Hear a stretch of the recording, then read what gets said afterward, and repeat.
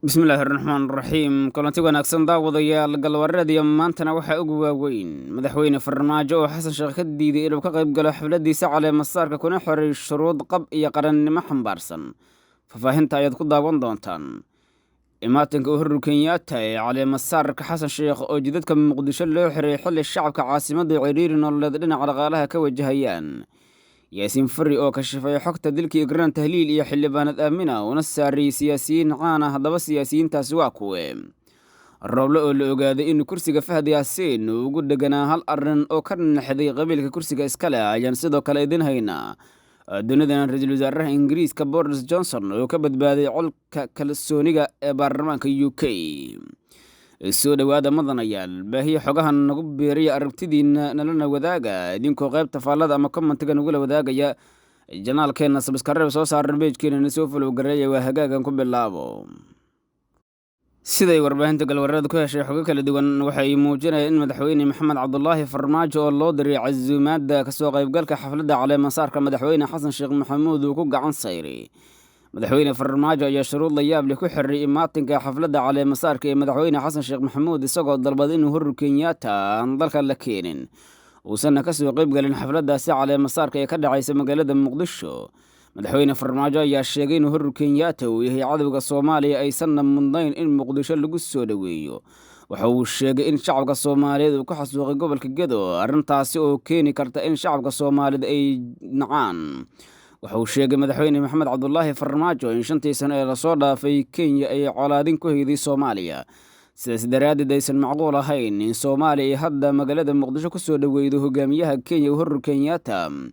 oo shacabka Soomaaliyeed ka wada dheregsan yihiin dhibaatada ay ku hayaan bulshada iyo mujtamaca Soomaaliyeed ee dega xuduudda gobolada Kenya aan la wadaagno. sidoo kale Kenya markii maxkamadda sare ee Hague ay soo saartay go'aankii kiiska badda way ku gacan saartay inay soo dhaweeydo arrintaasi oo muujinaysay sida Kenya ay ka go'an tahay inay xoolaha Soomaaliya boobto. madaxweyne Farmaajo ayaa Xasan Sheekh Maxamuud u sheegay in Kenya ay tahay cadawga koowaad ee Soomaaliya aysan ahayn in si sahlan dalka loogu soo dhaweeyo hogaamiyahooda ilaa ay raaligelin ka bixinayaan isla markaana xiriirka Soomaaliya iyo Kenya si toos ah loo soo wada celinayo. madaxweyne Farmaajo ayaa sheegay in Xasan Sheekh Maxamuud uu isagoo madax bannaan yahay haddii uu Kenya heshiis la galay iyo haddii uusan la galaynin, laakiin isagoo uu leeyahay ikhtiyaarka inuu tago xafladda caleemasaarka maadaama Uhuru Kenyatta uu imaanayana aysan lahayn wax muhiimada oo madaxweyne Farmaajo uu ka doono. arrintaas shacabka Soomaaliyeed ayaa aad u soo dhaweeyay waxayna madaxweyne Farmaajo ku tilmaameen nin go'aan leh isla markaana nacab shisheeyaha iyo dadka Soomaaliya dhibaatada ku haya. xaaladahaasi waxay muujinayaan in madaxweyne Farmaajo uu mar walba ku adag yahay mowqifkiisa ah in Soomaaliya laga ilaaliyo cadawga shisheeyaha gaar ahaan wadamada deriska ee Soomaaliya lidiga ku ah jiritaankeeda amni iyo sidoo kale wadaniinimadeeda. madaxweyne Farmaajo ayaa dhiirigelinayay waxyaabaha loo yaqaano patriotic ama wadaniyadda xilliga uu talada hayay arrintaasi oo si weyn ugu kasbaday shacabka Soomaaliyeed qulubtooda maadaama dadku ay yihiin wadaniyiin jecel dalkooda isla markaana si weyn ugu dheeran kara inay colaadiyaan shisheeyaha doonaya inay xaalufiyaan kheyraadkooda isla markaana shacabkooda dhibaateeyaan. magaalada Muqdisho iyo jidadkeeda ayaa maanta gabi ahaanba wada xiran waxaana ujeedada ugu weyn ee loo xiray ay tahay wufuudda ka imaanaysa wadamada dibadda ee ka soo qaybgalaya caleemasaarka madaxweyne Xasan Sheekh. Khamiista oo 9 bisha ku aadan 2 maalmood ayaa ka dhiman xilliga la qorsheynayo in caleemasaarka uu dhaco, laakiin Xasan Sheekh Maxamuud ayaa u muuqda hadda inuu go'aansaday inuu gabi ahaanba xiro jidadka. warar kala duwan oo helin ayaa sheegaya in madaxweyne Xasan Sheekh Maxamuud sababta uu amray in jidadka loo xiray ay tahay imaatinka madaxweynaha Kenya Uhuru Kenyatta oo saacadaha soo aadan kusoo wajahan magaalada Muqdisho. waxaa la rajeynayaa in jidadku ay sii xirnaan doonaan muddo dheer inta uu ka baxay Uhuru Kenyatta wadanka. dalalka kale mas'uuliyiinta ka imaanaya ma aysan dalban in jidadka loo xiro sidoo kale in amnigooda la sugo, laakiinse Uhuru Kenyatta oo si weyn aan isugu aamini karin ciidamada Soomaaliya oo sanadihii la soo dhaafay oo colaadinaya ayaa si weyn uga dalbaday Xasan Sheekh Maxamuud in jidadka loo xiro isla markaana lagu amro taliyayaasha ciidamada aysan wax howlgala ka qayb qaadan karin inta uu joogo gudaha dalka. Uhuru Kenyatta ayaa cabsi xoogan ka qaba taliyaha ciidamada xoogga dalka General Odawa Yuusuf Raage iyo taliyaha ciidamada booliiska oo iyagu mas'uuliyiin ka ah ciidanka xoogga dalka. intii uu joogay madaxweyne Farmaajo xilligaasi oo Kenya ay Soomaaliya si weyn u colaadisay isla markaana ay shacab Soomaaliyeed ku xasuuqday xuduudda aan Kenya la wadaagno gaar ahaan gobolka Gedo ee magaalada loo yaqaan Beled Xaawo. xaaladda magaalada muqdisho ayaa ah mid cakarnay iyadoo shacabku ay wajahayaan dhaqaale xumo aad u baahsan nolosha ayaa adag abaaraha ayaa sameeyey sicir-barar ayaa jira sidoo kale xaaladda doorashooyinka dalka ayaa si weyn u saameeyey dhaqaalaha magaalada muqdisho iyadoo shacabka qaarkood ay wajahayaan duruufihii ugu adka ee abid soo mara xiritaanka jidadka muqdisho ayaa ka dhigan in shacabku ay ku qasban yihiin inay u lugeeyaan goobahooda shaqada qaarkoodna goobahooda shaqada inay tagaanba looma ogola sidoo kale wadooyinka qaarkooda jidadka ayaaba loo ogolay inay ku lugeeyaan dadka shacabka arrintaasi oo sababi karta in ay muqdisho ka dhacdo xaalad bini'aadantinimo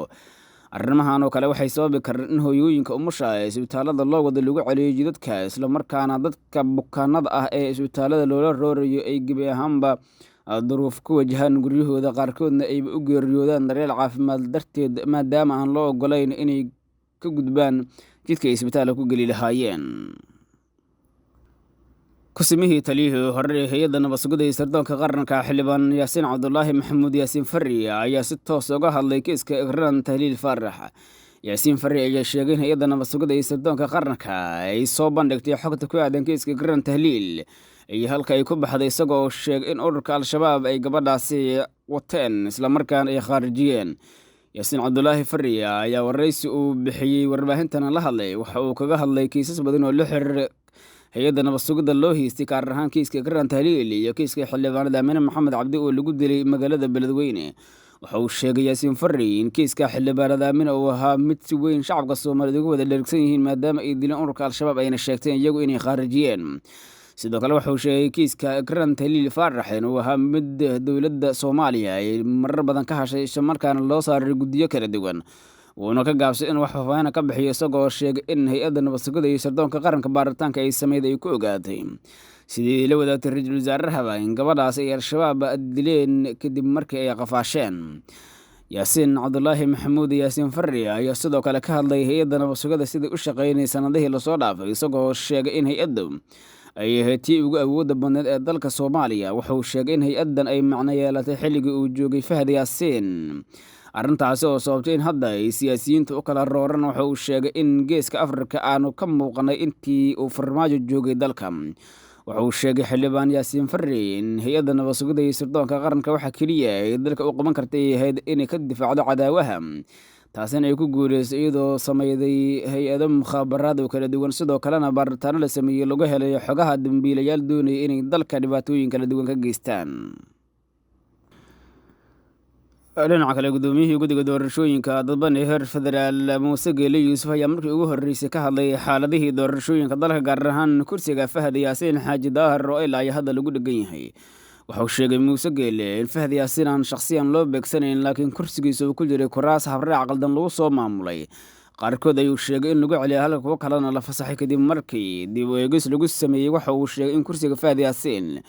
qabiilka iskale ay tahay inay go-aan iyagu ka gaaraan arrintaasi uu ku macneeyey inay tahay waxa keliya ay awood u leeyihiin inay markaasi dowladda ku yeeshaan qabiilka kursigaasi iskale waxa uu sheegay in guddiga doorashooyinka uu maray habraaca kasta oo waafaqi karaa in arrintaasi la soxo isagoo sidoo kale ka hadlay ra-iisul wasaare roble xafiiskiisa laga soo qori jiray warqadaha guddiga doorashooyinka heer federaal isaga oo beeniyey hadalla ka soo yeeray madaxweynaha markaasi koonfur galbeed cabdicasiis xasan maxamed lafta gareen oo isagu sheegay in muuse geele yuusuf warqadaha looga qoro xafiiska ra-iisul wasaaraha gaar ahaan uu qoro wasiir ku-xigeenka wasaaradda warfaafinta alcadaala muuse geele yuusuf ayaa arrintaasi ku tilmaamay inay ahayd wax lagu qoslo islamarkaana uusan rabin inuu hadda ka hadlo maadaama mas-uul sare oo dowladda ka tirsan uu ka soo yeeray waxa uu sheegay in kuraasta habraacooda la khalday ay ku qasbanaad inay dib ugu celiyaan maadaama beelaha iskale kuraastaasi ay si weyn uga biyodiideen sidoo kalena musharaxiin u tartamaya kuraasta ay cabashooyin kala duwan u soo gudbiyeen waxa uu sheegay in xaaladihii qalabsana ay ku soo shaqeeyeen ay ka dhaxleen waayo aragnimo iyo in dalkan uu aadi karo doorashooyin qof iyo cod ah iyadoo loo dhabar adeygayo wuxuuna u mahad celiyay ra-iisul wasaare roble oo si weyn kaga qayb qaatay in doorashada si nabdoon lagu soo gebangabeeyo shagarayo xogahan qaybta faaladan gol wadaag aragtidiina tan iyo kulanti dambana nabadgeliyo